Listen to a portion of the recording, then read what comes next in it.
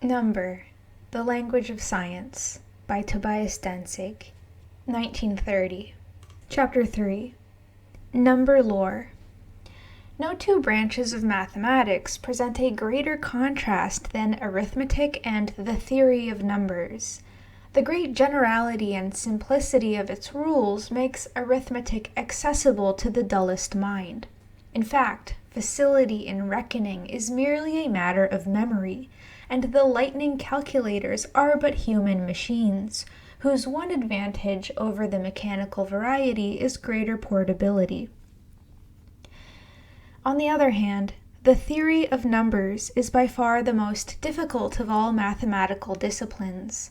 It is true that the statement of its problems is so simple that even a child can understand what is at issue, but the methods used are so individual that uncanny ingenuity and the greatest skill are required to find a proper avenue of approach. Here intuition is given free play. Most of the properties known have been discovered by a sort of induction. Statements held true for centuries have been later proved false, and to this day, there are problems which have challenged the power of the greatest mathematicians and still remain unsolved. Arithmetic is the foundation of all mathematics, pure or applied.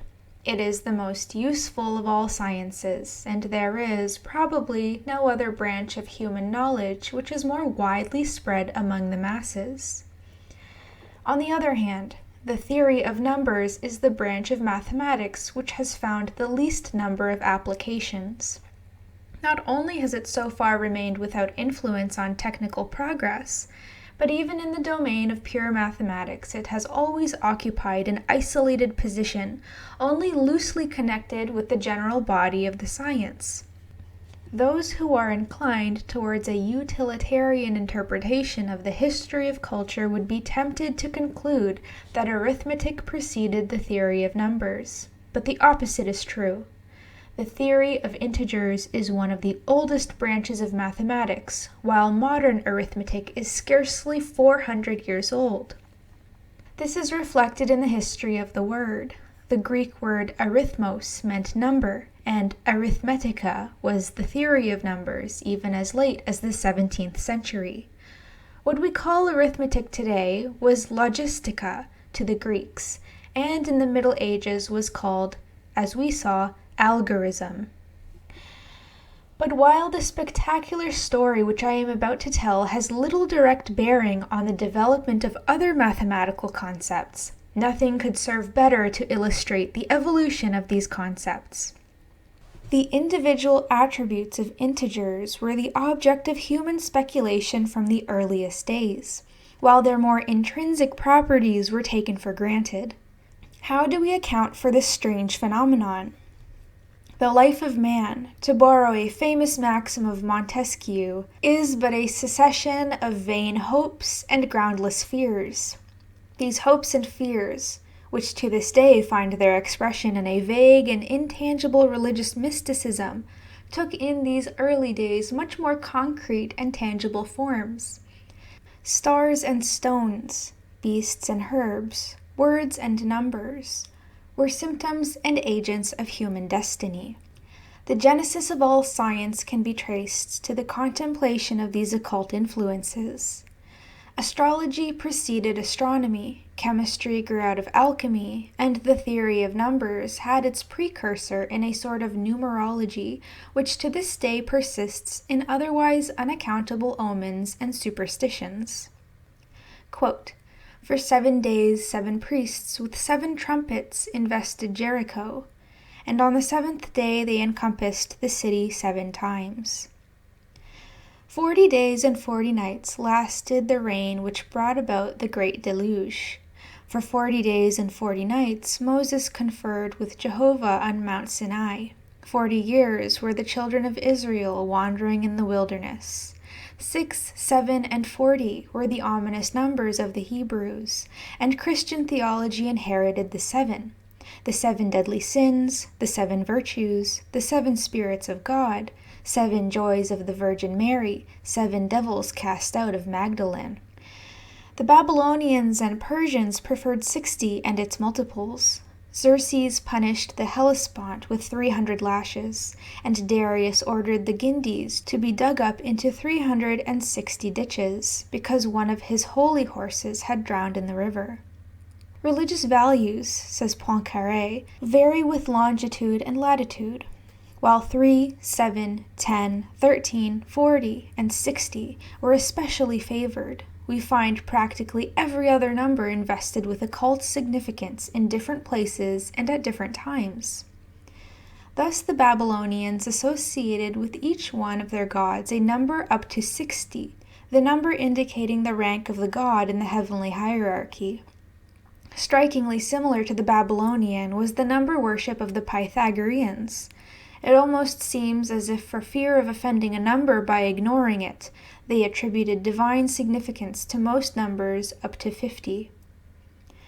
One of the most absurd yet widely spread forms which numerology took was the so-called gematria.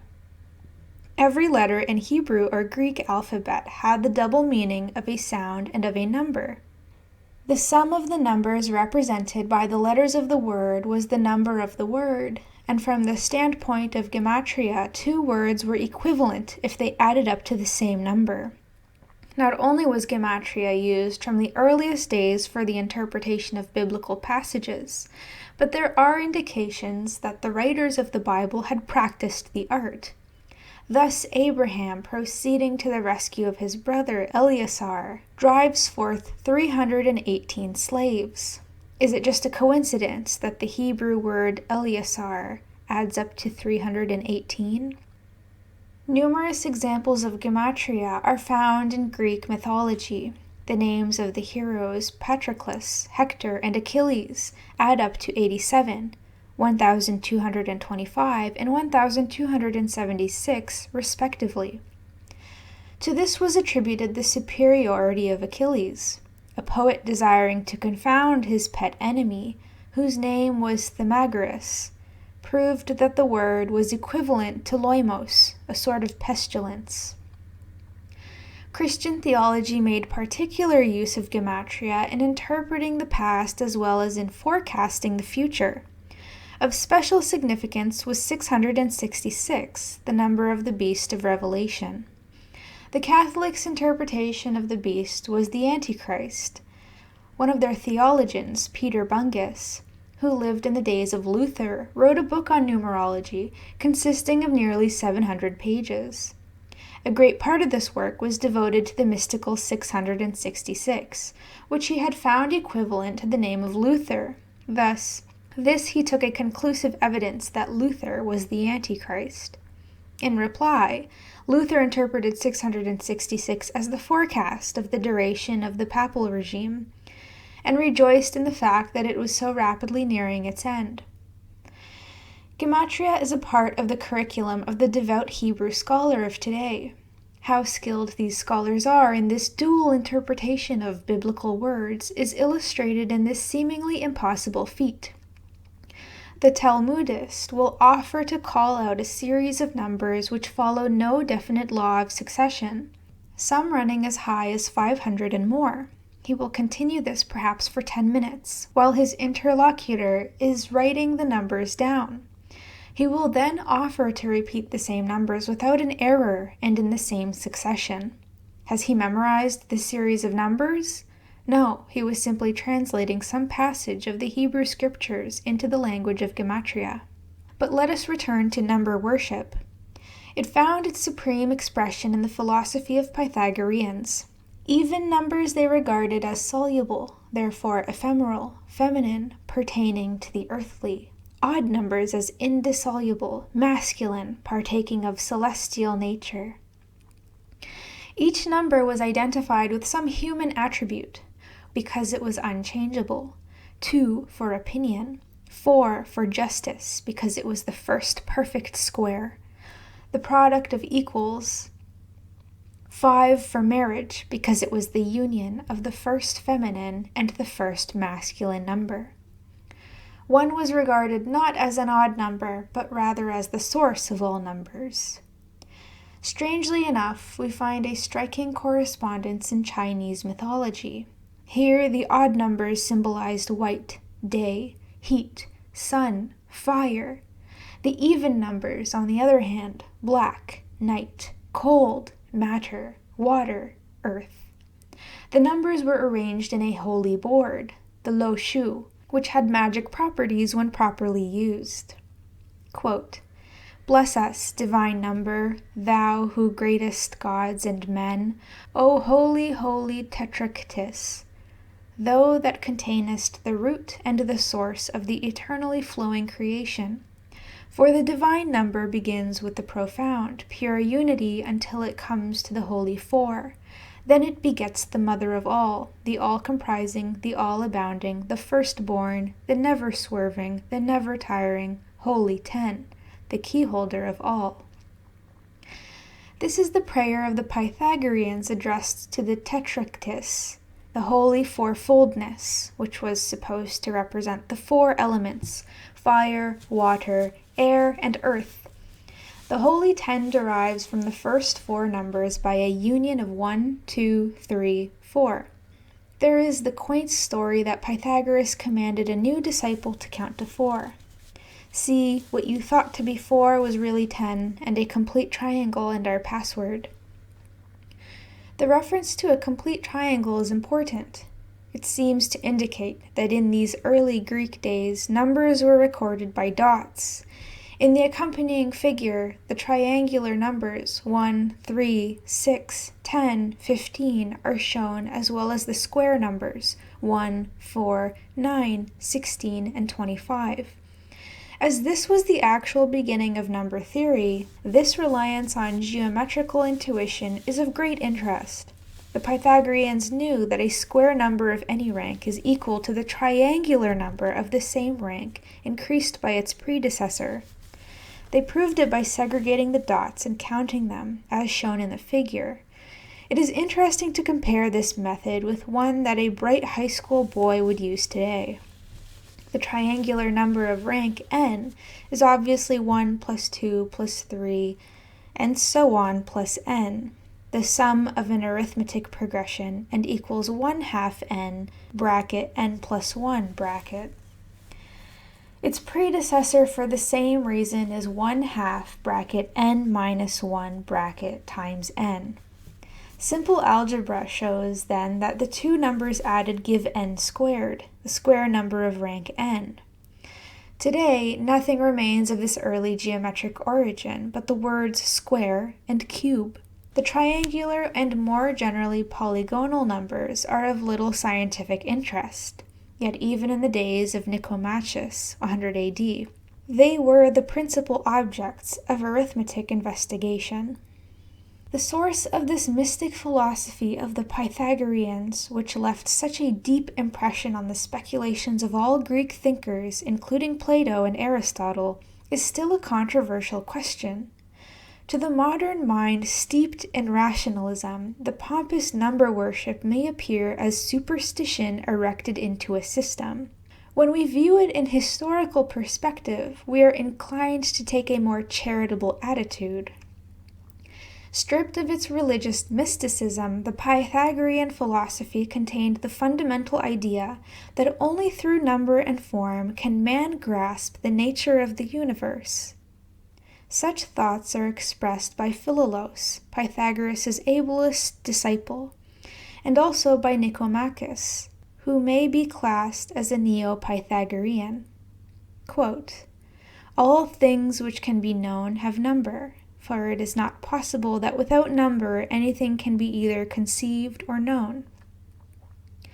Quote, "All things that have been arranged by nature accordingly to a workmanlike plan appear, both individually and as a whole, as singled out and set in order by foreknowledge and reason, which created all according to number, conceivable to mind only, and therefore wholly immaterial, yet real, indeed the really real, the eternal."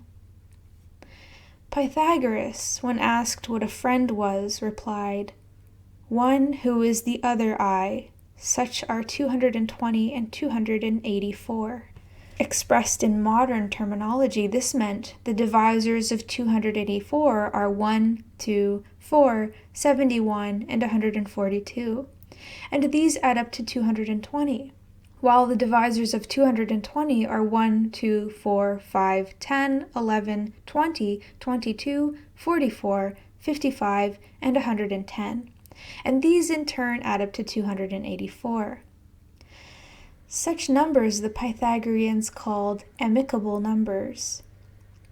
The discovery of such couples was to the Greeks a problem of great interest and of considerable difficulty.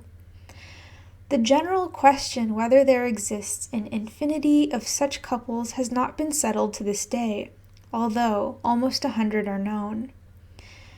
The amicable numbers were known to the Hindus even before the days of Pythagoras. Also, certain passages of the Bible seem to indicate that the Hebrews attached a good omen to such numbers. There is an unauthenticated medieval story of a prince whose name was from the standpoint of gematria equivalent to 284. He sought a bride whose name would represent 220, believing that this would be heaven's guarantee of a happy marriage. Then there were the perfect numbers. Consider first a number such as 14. Add up its divisors, which are 1, 2, and 7. We get 10. The number 14, therefore, is greater than the sum of its own divisors, and is for this reason called excessive. On the other hand, the sum of the divisors of 12 is 16, greater than 12, and for this reason 12 is said to be defective. But in a perfect number there is neither excess nor deficiency. The number equals the sum of its own divisors. The smallest perfect numbers are 6 and 28, and were known to the Hindus as well as to the Hebrews. Some commentators of the Bible regard 6 and 28 as the basic numbers of the Supreme Architect. They point to the 6 days of creation and the 28 days of the lunar cycle. Others go so far as to explain the imperfection of the second creation by the fact that 8 souls, not 6, were rescued in Noah's Ark. Said St. Augustine, quote, 6 is a number perfect in itself, and not because God created all things in 6 days. Rather, the converse is true. God created all things in 6 days because this number is perfect. And it would have been perfect even if the work of the 6 days did not exist. The next 2 perfect numbers seem to have been the discovery of Nicomachus. We quote from his Arithmetica, quote, but it happens that, just as the beautiful and the excellent are rare and easily counted, but the ugly and the bad are prolific, so also excessive and defective numbers are found to be very many and in disorder, their discovery being unsystematic. But the perfect are both easily counted and drawn up in a fitting order, for only one is found in the units, 6, and only one for the tens, 28, and a third in the depth of the hundreds, 496, as a fourth the one on the border of the thousands, that is short of the 10,000, 8,128. It is their uniform attribute to end in 6 or 8, and they are invariably even. If Nicomachus meant to imply that there was a perfect number in every decimal class, he was wrong, for the 5th perfect number is 33,550,336. But his guess was excellent in every other respect, while the impossibility of an odd perfect was never proved. No example of such a number is known. Furthermore, it is true that an even perfect must end in either 6 or 8. How much importance the Greeks attached to the perfect numbers is shown by the fact that Euclid devotes a chapter to them in his Elements. He there proves that any number of the form 2 to the exponent p minus 1 bracket 2 to the exponent p minus 1 bracket is perfect, provided the odd factor 2 to the exponent p minus 1 is prime. Until recently, only 12 numbers were definitely known to satisfy these conditions. The values of the exponent p for these perfect numbers are 2, 3, 5, 7, 13, 17, 19, 61, 107, 127, and 257. With the advent of the new high-speed calculating machines, 5 more have been added to this list. Prime numbers were a subject of great interest from the earliest days.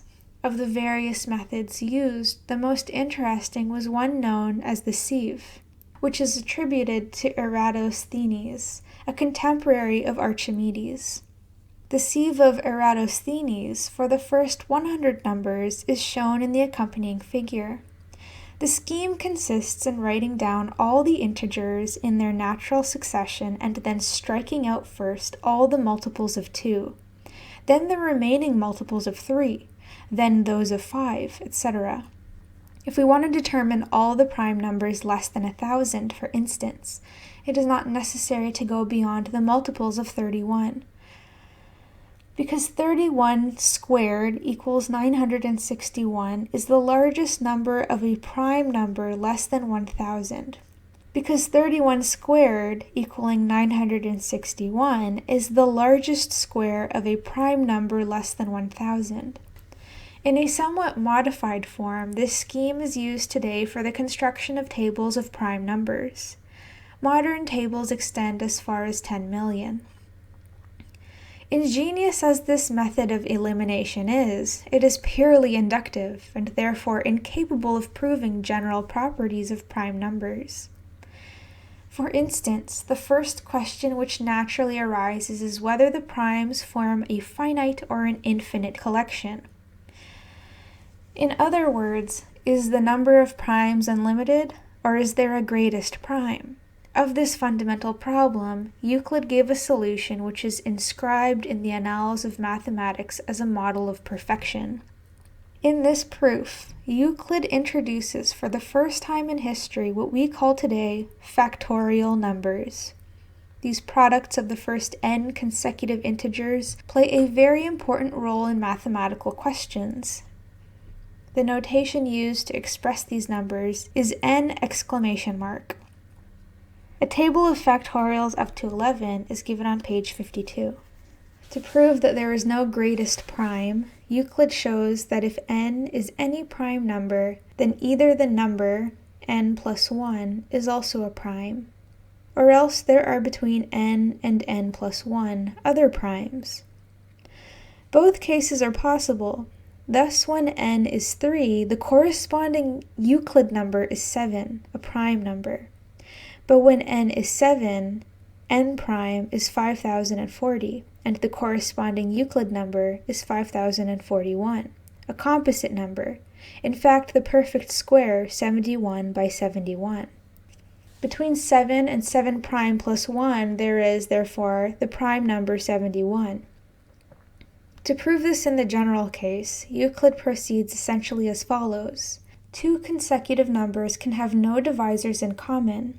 This is particularly true of n prime and n prime plus 1. If then the latter possesses any prime divisors at all, these must be distinct from n or any number preceding n. Either then the Euclid number n prime plus 1 contains a prime divisor greater than n, or else the Euclid number itself is prime. In either case there are primes greater than n. He concludes that there cannot be a greatest prime, which is another way of saying that the number of primes is infinite.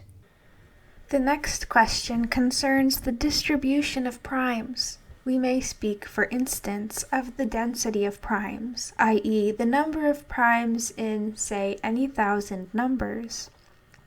This is, of course, the same as enumerating the number of primes which are less than a given number. The greatest ingenuity has been displayed by many modern mathematicians in attacking this problem, but a wholly satisfactory solution has not yet been attained. However, we know enough to conclude that the primes do not become substantially rarer as we go on. In 1845, the French mathematician Bertrand asserted that between any number and its double, there exists at least one prime. He based this assertion on an empirical study of a table of primes. For over 50 years, this proposition was known as the postulate of Bertrand. It was finally proved by the great Russian mathematician Chebyshev, who has also shown that there are primes even between much narrower limits. Finally, in 1911, the Italian mathematician Bonollis advanced this problem considerably by giving an approximate formula for the number of primes between x and 3/2x.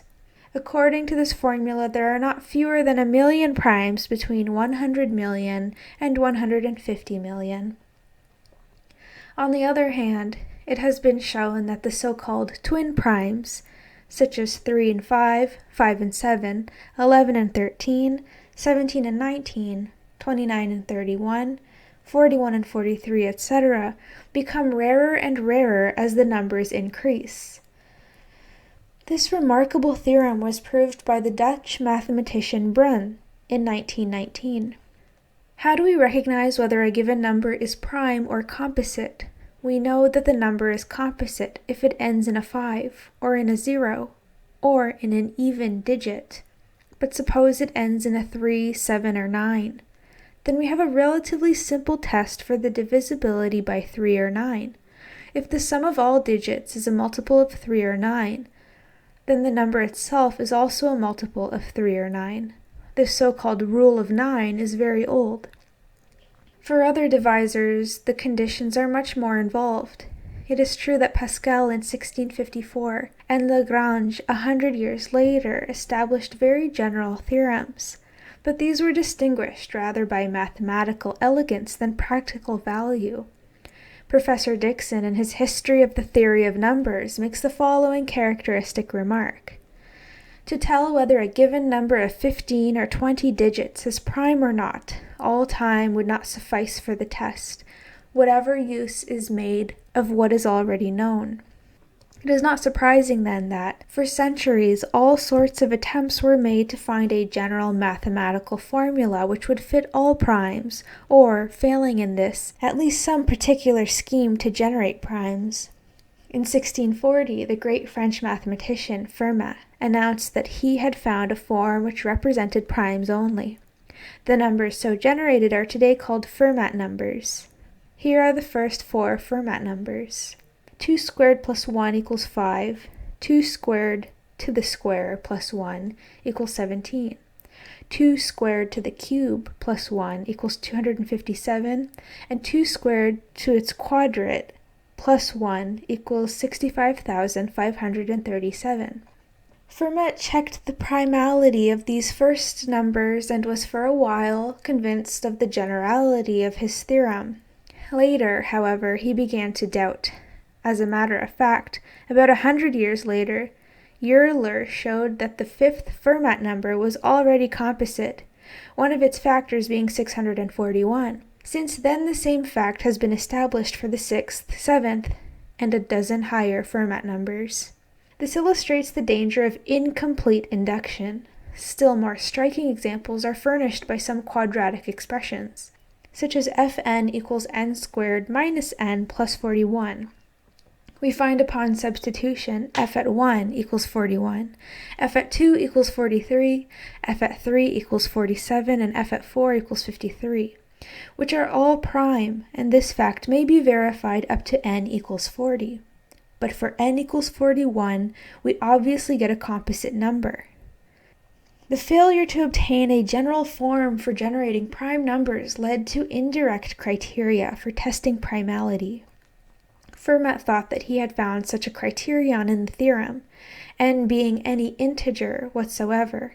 The binomial n to the exponent p minus n is a multiple of p, if p is prime, and it is readily seen that one of the 3 factors must be a multiple of 5, no matter what n may be.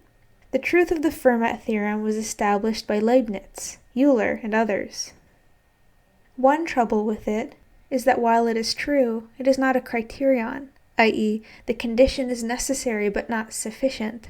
For instance, 341 is not a prime, yet 2 to the exponent 341 minus 2 contains 341 as a factor. A criterion, that is, a condition which is both necessary and sufficient, is furnished by the so-called Wilson theorem. It would be more just to name it after Leibniz, who was the first to prove that the condition is necessary. 100 years later, Lagrange showed that the condition is also sufficient. Consider the accompanying table of factorials and their successors, the Euclid numbers, n plus 1. Observe that when n plus 1 equals 2, 3, 5, 7, 11, which are all primes, n plus 1 is a divisor of n prime plus 1, while for the composite values of n plus 1, such as 4, 6, 8, 9, and 10, the division of n prime plus 1 by n plus 1 will leave a remainder. This is a perfectly general property. The condition necessary and sufficient that p be a prime is that the successor of p minus 1 contains p as a factor.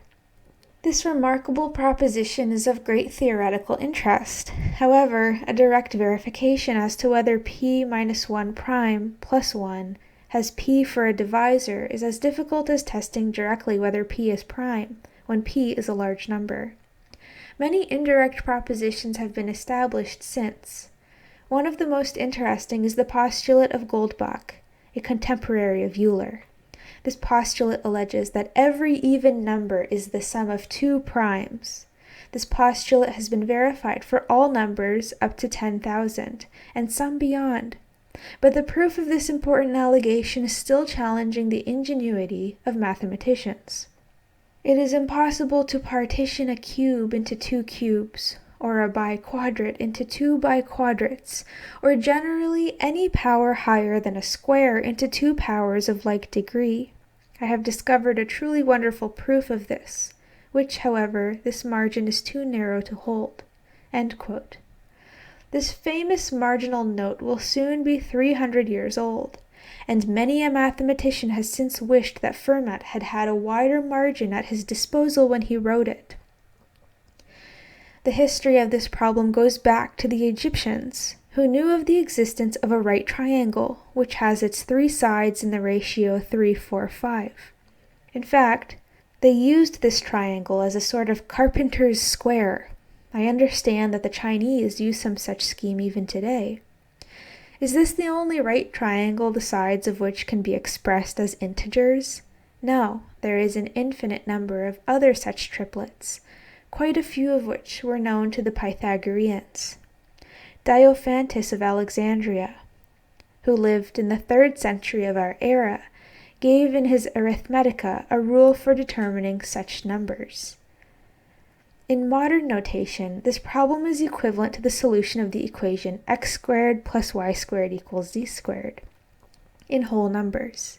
A few of these Pythagorean numbers are given in the accompanying table, and the formula heading the table enables us to derive all Pythagorean numbers. It is obvious from this formula that not only does the equation x squared plus y squared equals z squared admit integers as solutions, but that there exists an infinity of such solutions. It was natural to inquire whether the same is true of similar equations of higher degree. A new edition of Diophantus's Arithmetica appeared in France in about 1621, and a copy came into the possession of Fermat. On one of the pages of this book, Fermat wrote the marginal note which has puzzled the mathematical world ever since. In modern terminology, Fermat's statement can be formulated in the following way. Show that the equation x to the exponent n plus y to the exponent n equals z to the exponent n, where x, y, and z are to be integers, is impossible when n is an integer greater than 2. What is the present status of this problem? Euler showed the impossibility when n is 3 or 4. Dirichlet proved it for n equals 5. It has been demonstrated that if the proposition were true for prime values of the exponent n, it would be true for composite exponents.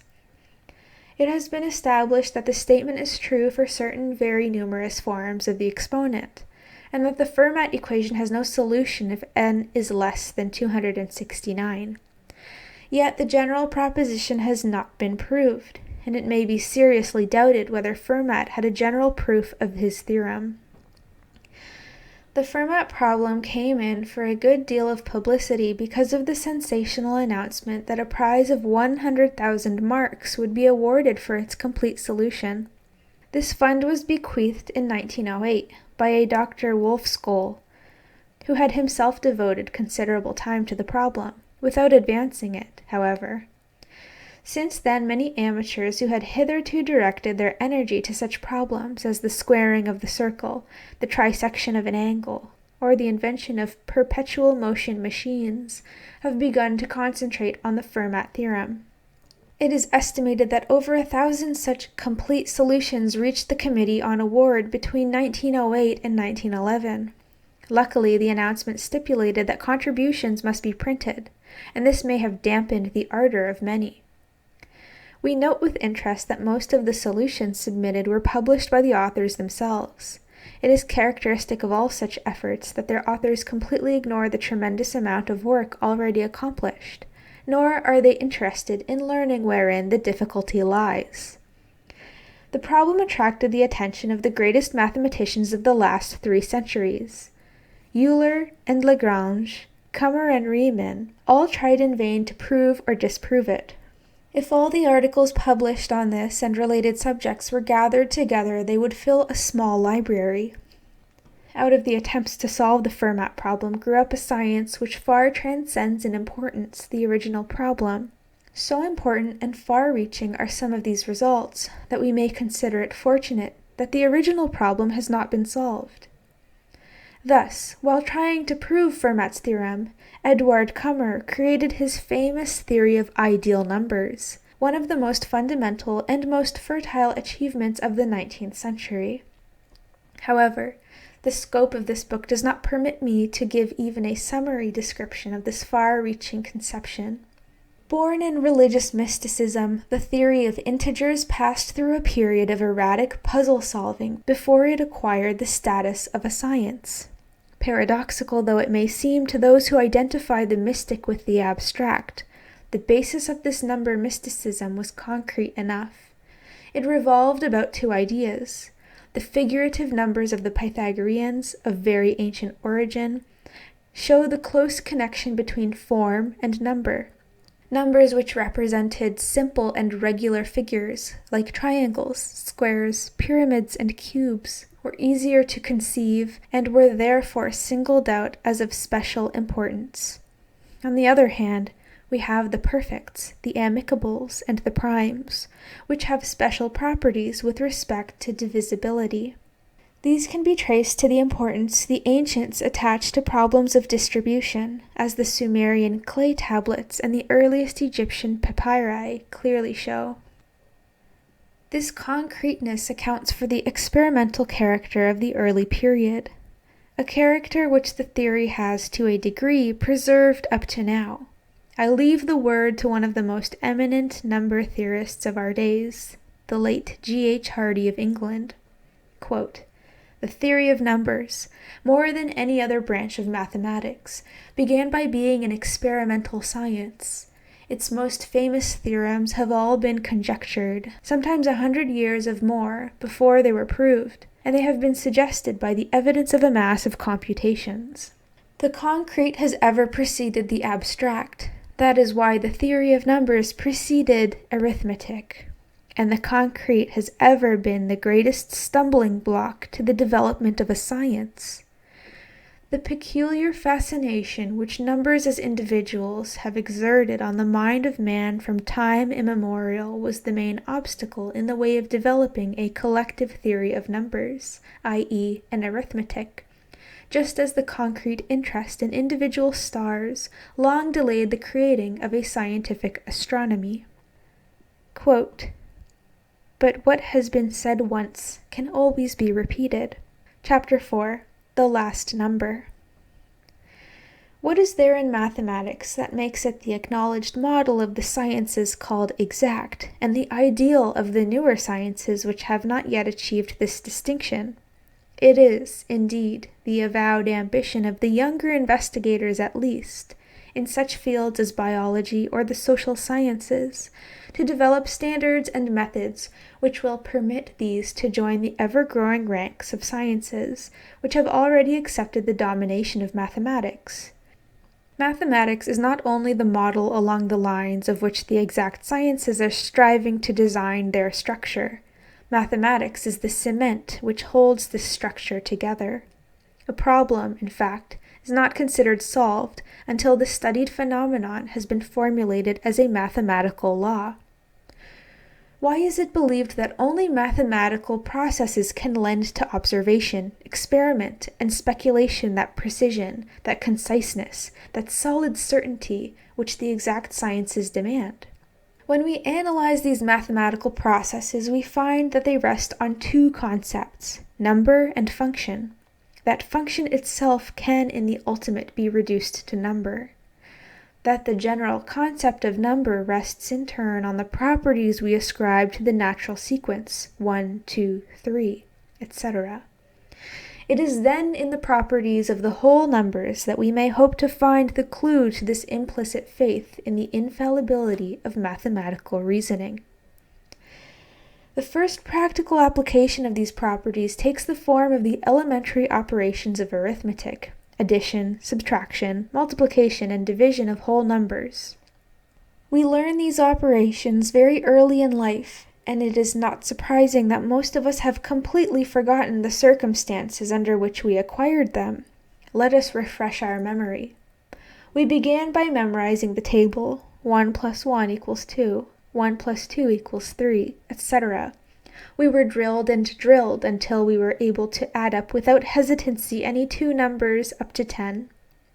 In the course of this first phase of our instruction, we were taught to observe that 5 plus 3 equals 3 plus 5, and that this was not an accident, but a general rule. Later we learned to express this property of addition in words. The sum does not depend on the order of its terms. The mathematician says no more when he states, addition is a commutative operation, and writes in symbols, a plus b equals b plus a. We were next shown that bracket 2 plus 3 bracket plus 4 equals 2 plus bracket 3 plus 4 bracket. By this was meant that whereas bracket 2 plus 3 bracket plus 4 meant that we add 3 to 2 and 4 to the sum, it was really immaterial in what order we added, for the same result would be obtained if to 2 were added the sum of 3 plus 4. The mathematician says no more when he states that addition is an associative operation, and writes bracket a plus b bracket plus c equals a plus bracket b plus c bracket. We never attached much importance to these statements, yet they are fundamental. On them is based the rule for adding larger numbers, in which the commutativity and associativity of addition play a fundamental role. We then proceeded to multiplication. Again, we memorized a long table until we could tell mechanically the product of any two numbers up to 10. We observed that, like addition, multiplication was both associative and commutative. Not that we used these words, but we implied as much. There was yet another property which concerned multiplication and addition jointly. The product 7 times bracket 2 plus 3 bracket means that 7 is to be multiplied by the sum bracket 2 plus 3 bracket, that is, by 5.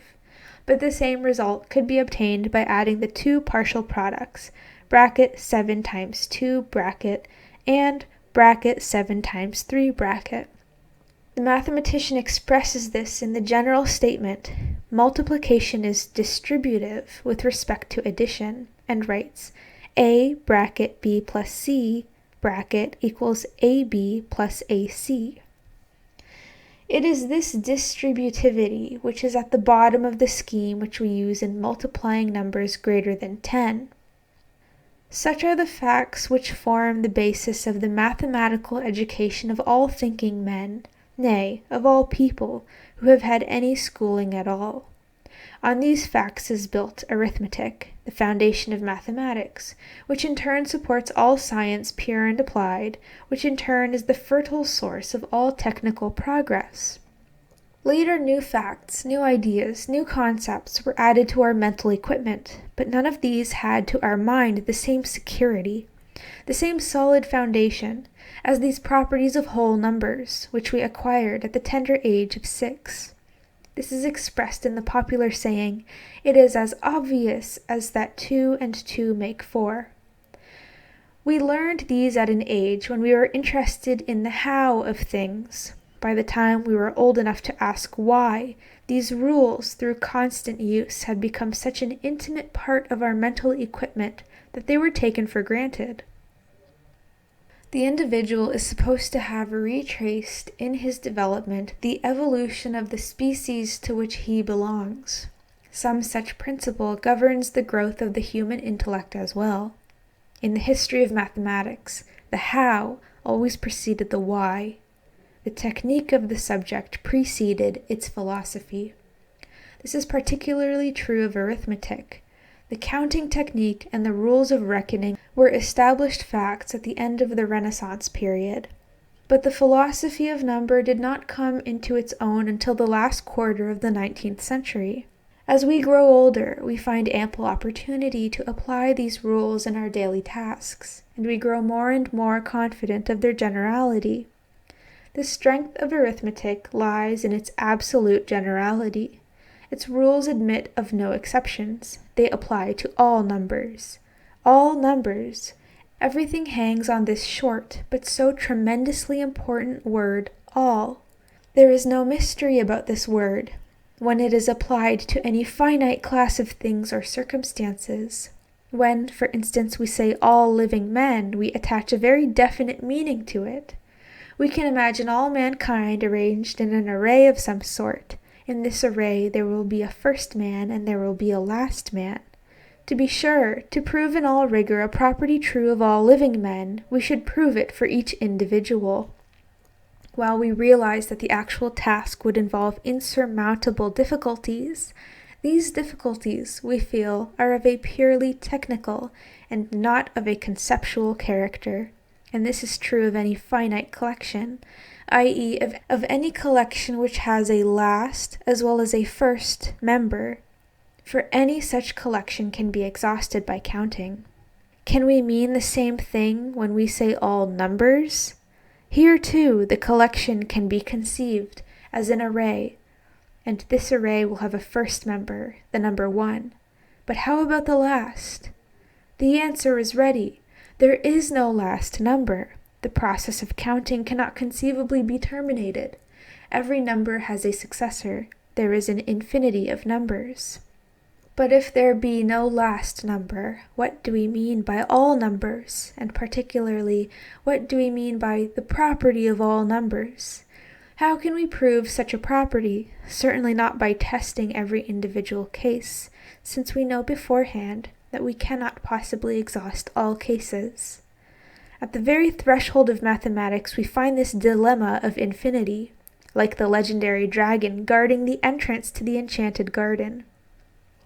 What is the source of this concept of infinity, this faith in the inexhaustibility of the counting process? Is it experience? Certainly not.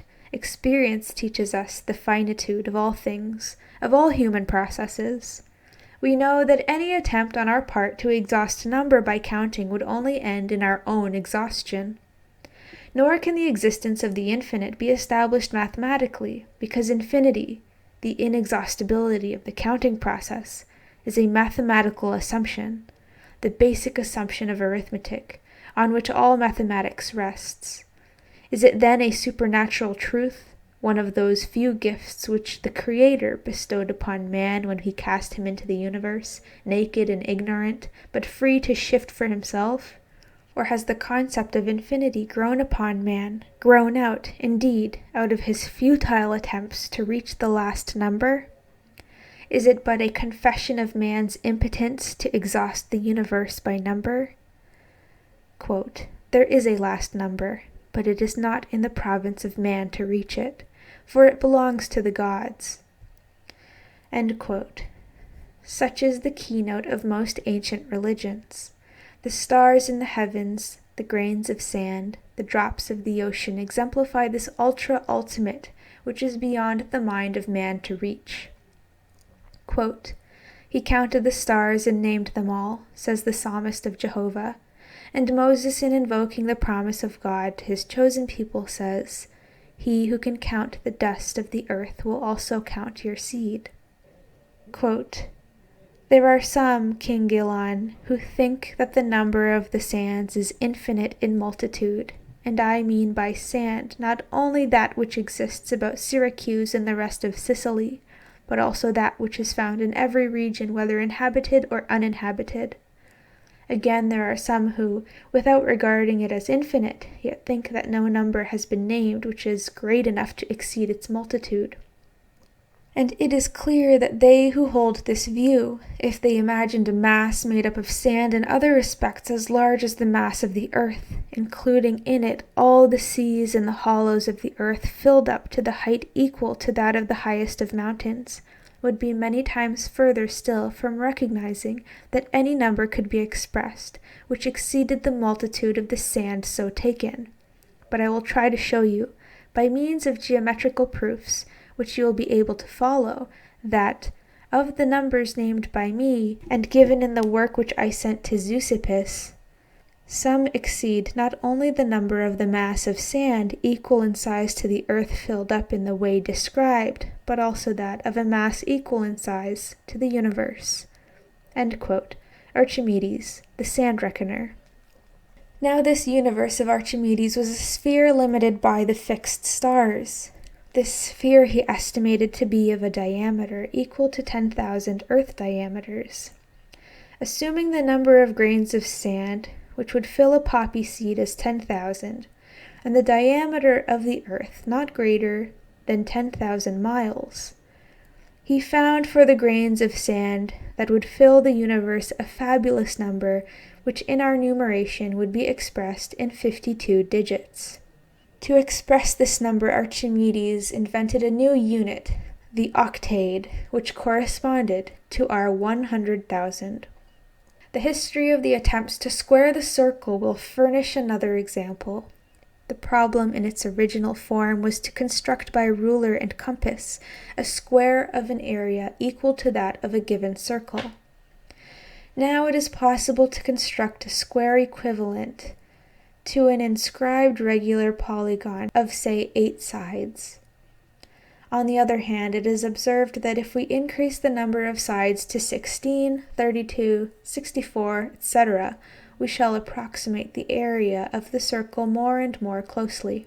Now, there is no doubt that some of the Greek geometers regarded this doubling process not as an approximation, but as a means of attaining the circle, i.e., they thought if they could continue this process long enough, they would eventually reach the ultimate polygon, which would coincide with the circle at all points. It is a plausible hypothesis that the early conception of infinity was not the uncountable, but yet uncounted. The last number meant patience and perseverance, and man seemed to be lacking in these qualities. It was of the same order of things as reaching heaven in the story of the Tower of Babel. The last number, like the heavens, belonged to God. In his jealous wrath he would confound the tongues of the ambitious builders. This confusion of tongues persists to this day. Around infinity have grown up all the paradoxes of mathematics, from the arguments of Zeno to the antinomies of Kant and Cantor.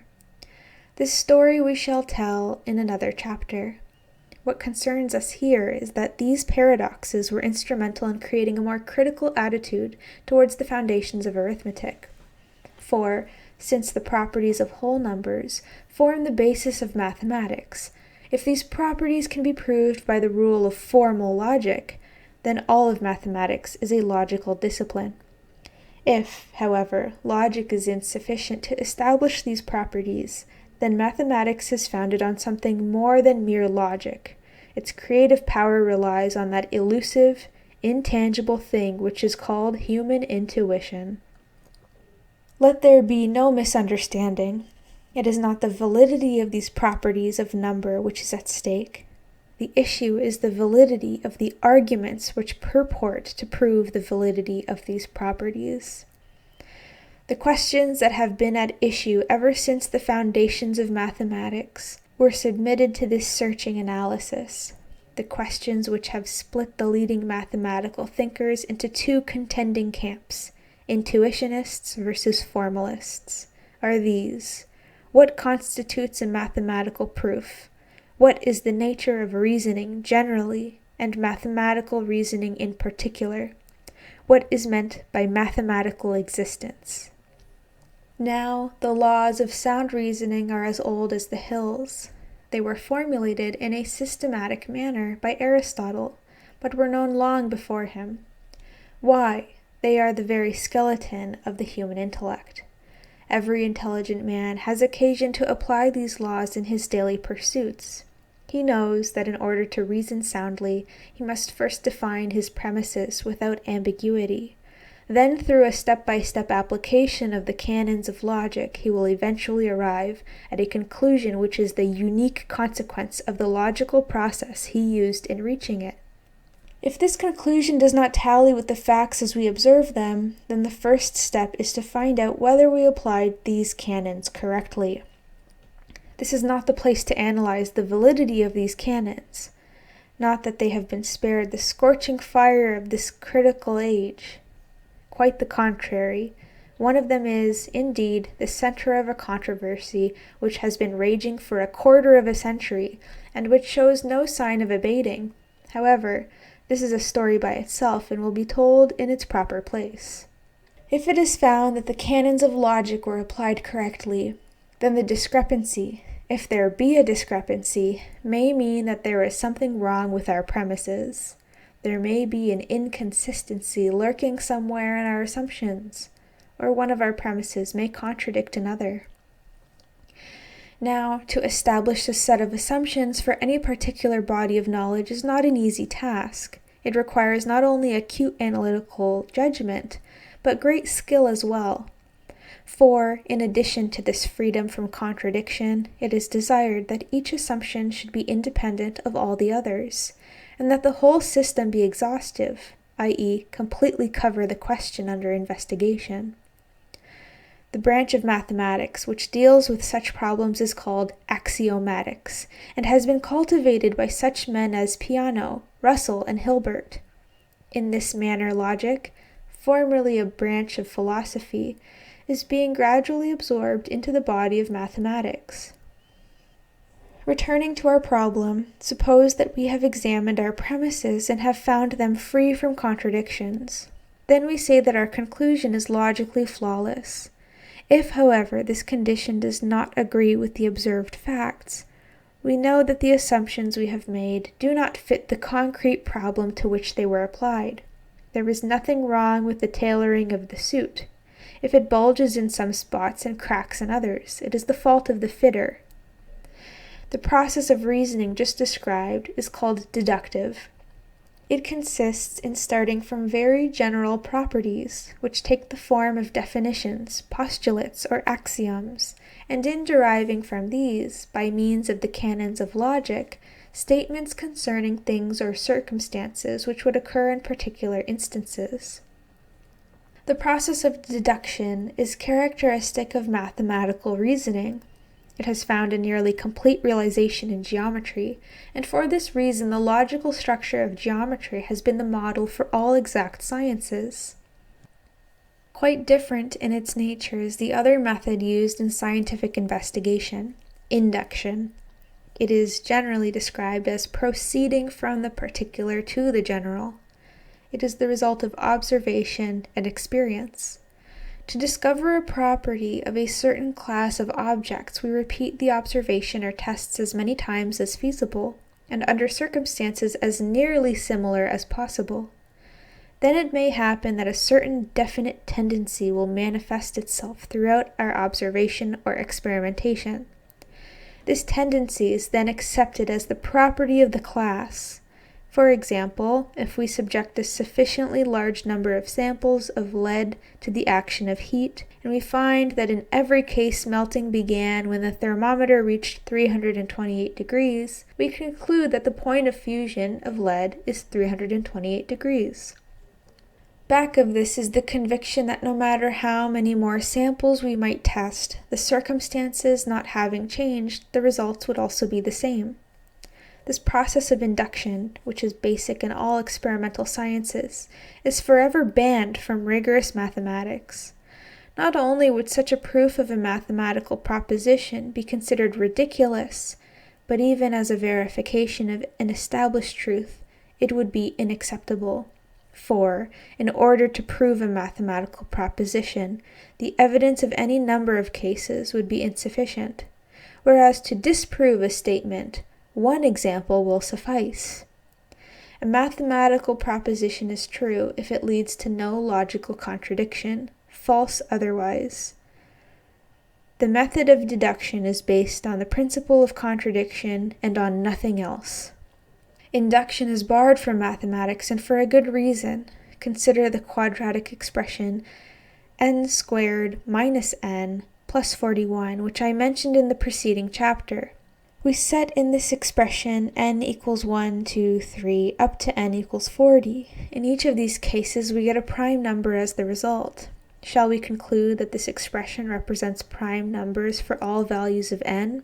Even the least mathematically trained reader will recognize the fallacy of such a conclusion, yet many a physical law has been held valid on less evidence. Mathematics is a deductive science. Arithmetic is a branch of mathematics. Induction is inadmissible. The propositions of arithmetic, the associative, commutative, and distributive properties of the operations, for instance, which play such a fundamental role even in the most simple calculations, must be demonstrated by deductive methods. What is the principle involved? Well, this principle has been variously called mathematical induction, and complete induction, and that of reasoning by recurrence. The latter is the only acceptable name, the others being misnomers. The term induction conveys an entirely erroneous idea of the method, for it does not imply systematic trials. To give an illustration from a familiar field, let us imagine a line of soldiers. Each one is instructed to convey any information that he may have obtained to his neighbor on the right. The commanding officer, who has just entered the field, wants to ascertain whether all the soldiers know of a certain event that has happened. Must he inquire every soldier? Not if he is sure that whatever any soldier may know his neighbor to the right is also bound to know. For then, if he has ascertained that the first soldier to the left knows of the event, he can conclude that all the soldiers know of it. The argument used here is an example of reasoning by recurrence. It involves two stages. It is first shown that the proposition we wish to demonstrate is of the type which Bertrand Russell called hereditary, i.e., if the proposition were true for any member of a sequence, its truth for the successor of the member would follow as a logical necessity. In the second place, it is shown that the proposition is true for the first term of the sequence. This latter is the so-called induction step. Now, in view of its hereditary nature, the proposition, being true of the first term, must be true of the second, and being true of the second, it must be true of the third, etc., etc. We continue in this way till we have exhausted the whole sequence, i.e., reached its last member. Both steps in the proof, the induction and the hereditary feature, are necessary. Neither is sufficient alone. The history of the two theorems of Fermat may serve as illustration. The first theorem concerns the statement that 2 squared to the exponent n plus 1 is a prime for all values of n. Fermat showed by actual trial that such is the case for n equals 0, n equals 1, 2, 3, or 4, but he could not prove the hereditary property, and as a matter of fact, we saw that Euler disproved the proposition by showing that it fails for n equals 5. The second theorem alleges that the equation x to the exponent n plus y to the exponent n equals z to the exponent n cannot be solved in integers when n is greater than 2. Here, the induction step would consist in showing that the proposition holds for n equals 3, i.e. that the equation x cubed plus y cubed equals z cubed cannot be solved in whole numbers. It is possible that Fermat had a proof of this, and if so, here would be one interpretation of the famous marginal note. At any rate, this first step we saw was achieved by Euler. It remains to show that the property is hereditary, i.e. assuming it true for some value of n, say p, it should follow as a logical necessity that the equation x to the exponent p plus 1 plus y to the exponent p plus 1 equals z to the exponent p plus 1 cannot be solved in integers. It is significant that we owe the first explicit formulation of the principle of recurrence to the genius of Blaise Pascal, a contemporary and friend of Fermat. Pascal stated the principle in a tract called The Arithmetic Triangle, which appeared in 1654.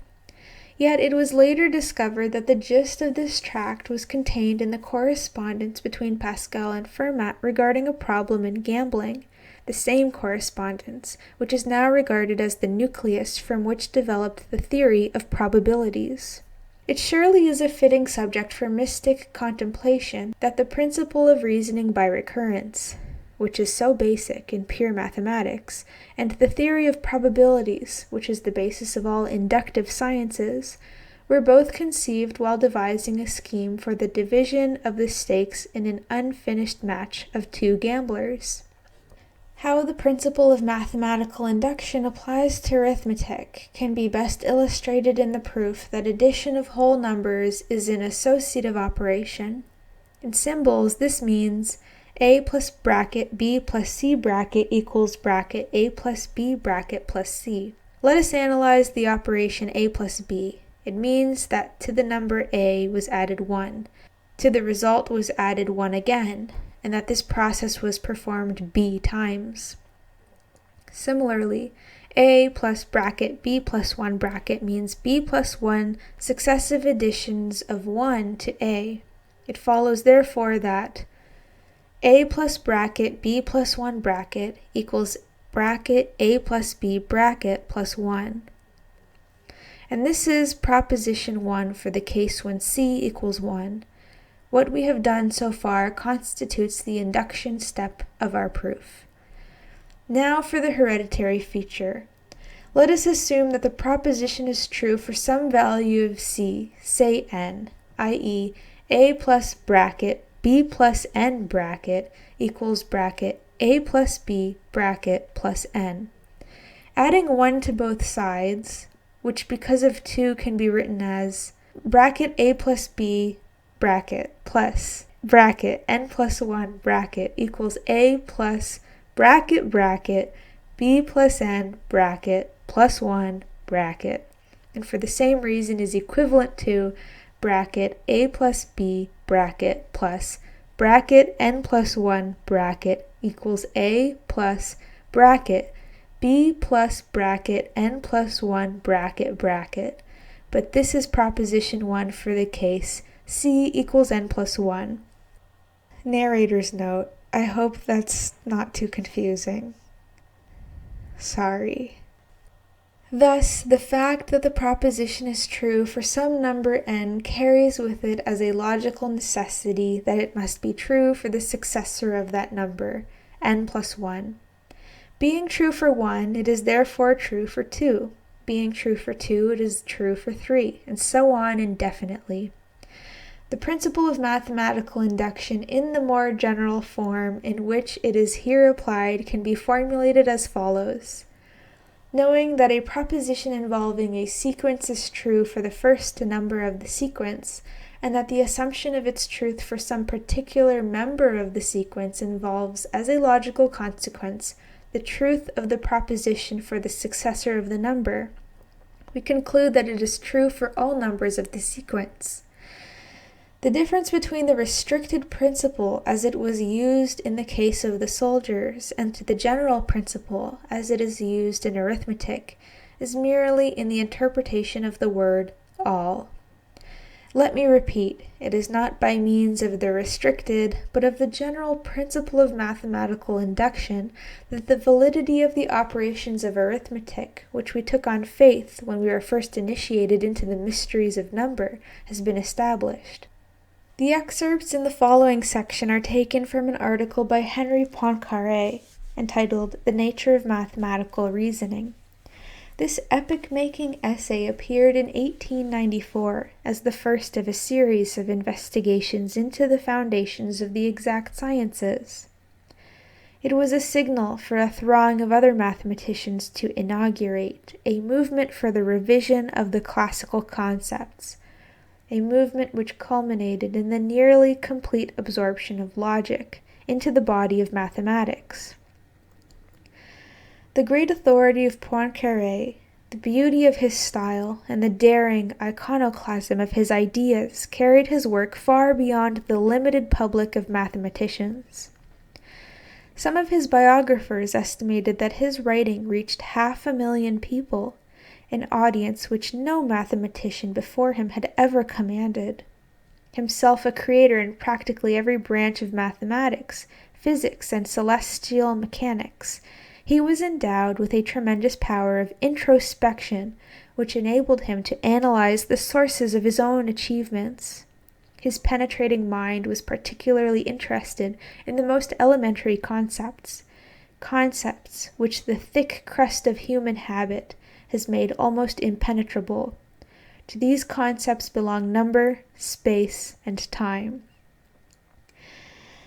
Quote, "The very possibility of a science of mathematics seems an insoluble contradiction.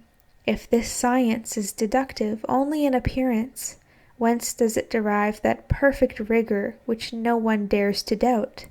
If, on the contrary, all the propositions it enunciates can be deduced one from the other by the rules of formal logic, why is not mathematics reduced to an immense tautology? The syllogism can teach us nothing that is essentially new, and, if everything is to spring from the principle of identity, everything should be capable of being reduced to it.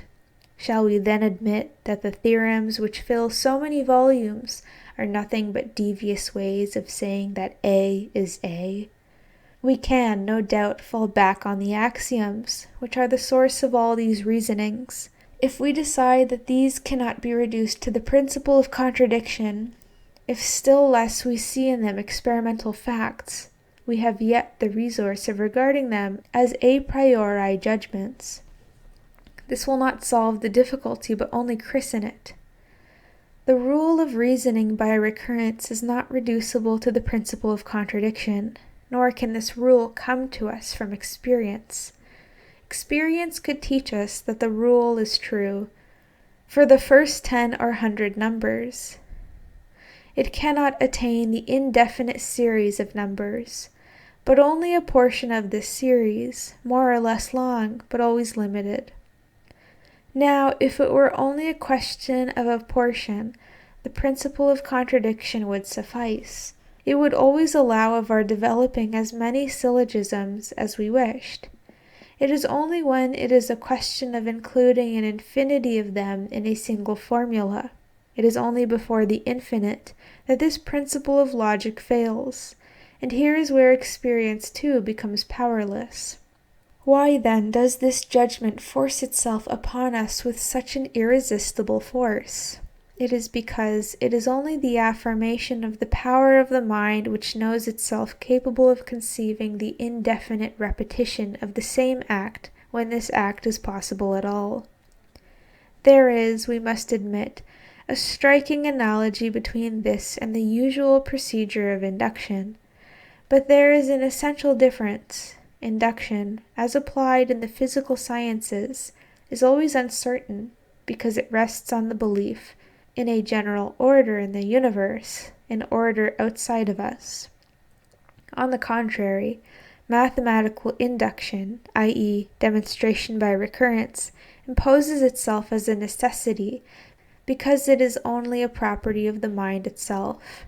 We can ascend only by mathematical induction, which alone can teach us something new. Without the aid of this induction, different from physical induction, but just as fertile, deduction would be powerless to create a science. Observe, finally, that this induction is possible only if the same operation can be repeated indefinitely.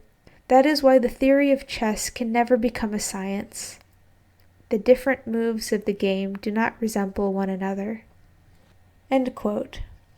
The last word should go to the master, and so I should have liked to conclude this chapter. But history is no respecter of persons. The ideas of Poincaré raised a controversy which rages to this day, and so I must add a word of my own, not in the hope of contributing something to the issues which have been so exhaustively treated by the eminent men on both sides of the question, but in order that the true issue may be brought out in relief.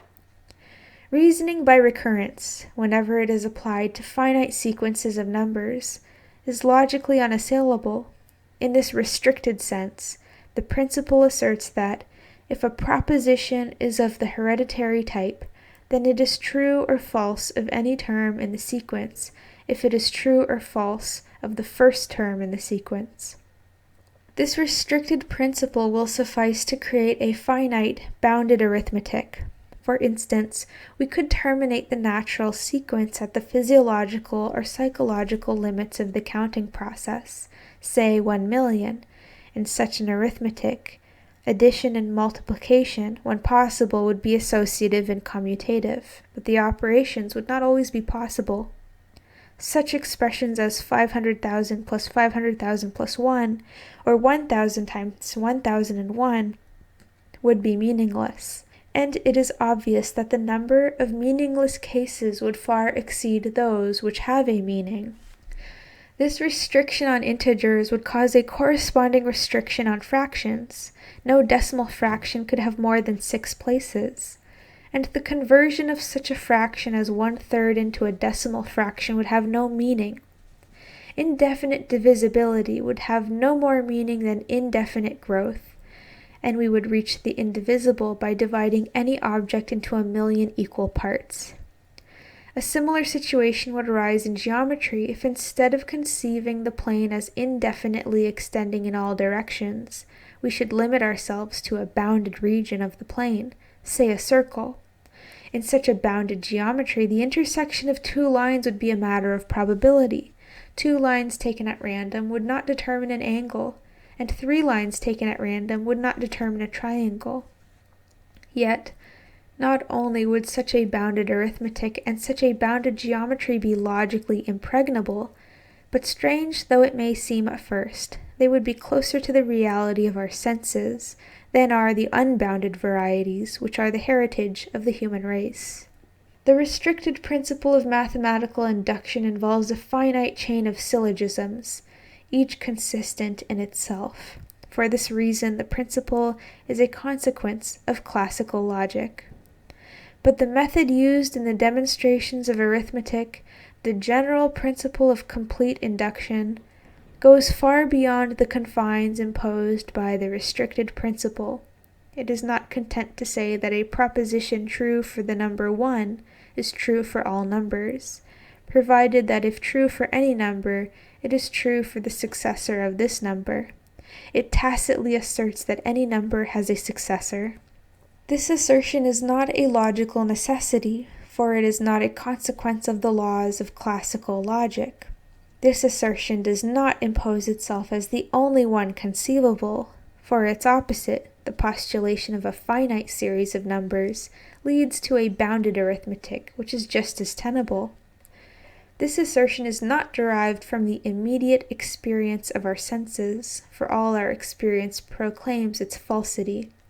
And finally, this assertion is not a consequence of the historical development of the experimental sciences, for all the latest evidence points to a bounded universe, and in the light of the latest discoveries in the structure of the atom, the infinite divisibility of matter must be declared a myth. And yet the concept of infinity, though not imposed upon us either by logic or by experience, is a mathematical necessity. What is, then, behind this power of the mind to conceive the indefinite repetition of an act when this act is once possible? To this question I shall return again and again throughout this study.